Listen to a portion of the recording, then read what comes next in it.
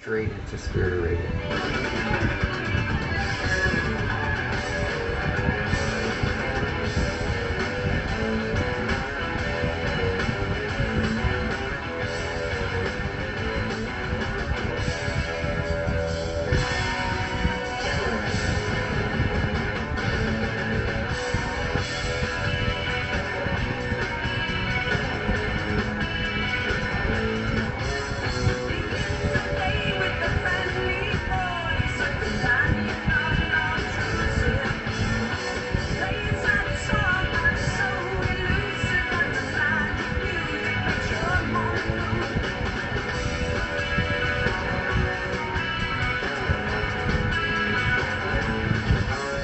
Permanent Waves was a joy to me. We were in Canada, our families were close. That's when we discovered the studio, and the songs just came together.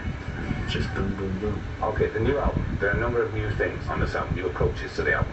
Tell me what's new about it. Hey, Tom. Basically, it's newness derives from experiments that I guess we've conducted over the last couple of albums through Hemispheres and Farewell to Kings. We were experimenting with a lot of new instruments and sounds and rhythmic approaches and so on. This time, we found ways to put all those directions into a single stream, and consequently, I think the album probably has a more direct feel to it. The whole music industry is going primitive, new wave, minimal, rock and roll. Do you care? Some bands have gone back to basics kind of thing, but those are the bands that can't do anything but play basics. But all the real interesting new wave bands seem to be developing and progressing into more interesting styles. Who do you listen to at home? All kinds of people. Recently been Talking Heads on the turntable a lot. I was a huge fan of The Police and Ultravox and all these new English bands. I loved them. It became a part of our sensibility. Permanent Wave still had a couple of longer songs on it, but The Spirit of Radio was the emblematic song of that period, and the mix of sounds in it, the approach to electronic music and reggae, that's all the stuff I was listening to.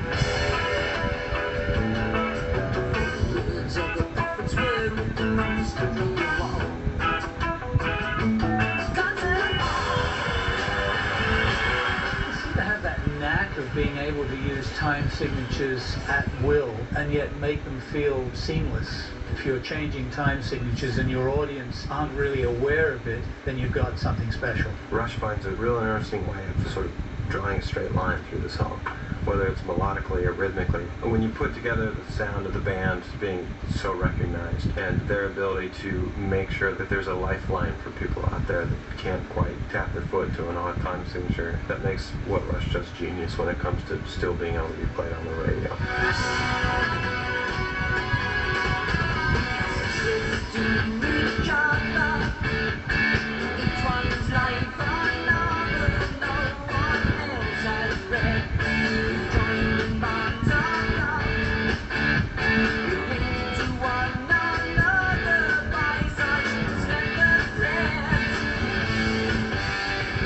I think Permanent Waves was, in a way, the most important stepping stone, because just like Caress of Steel's to 2112, there would be no moving pictures without Permanent Waves first.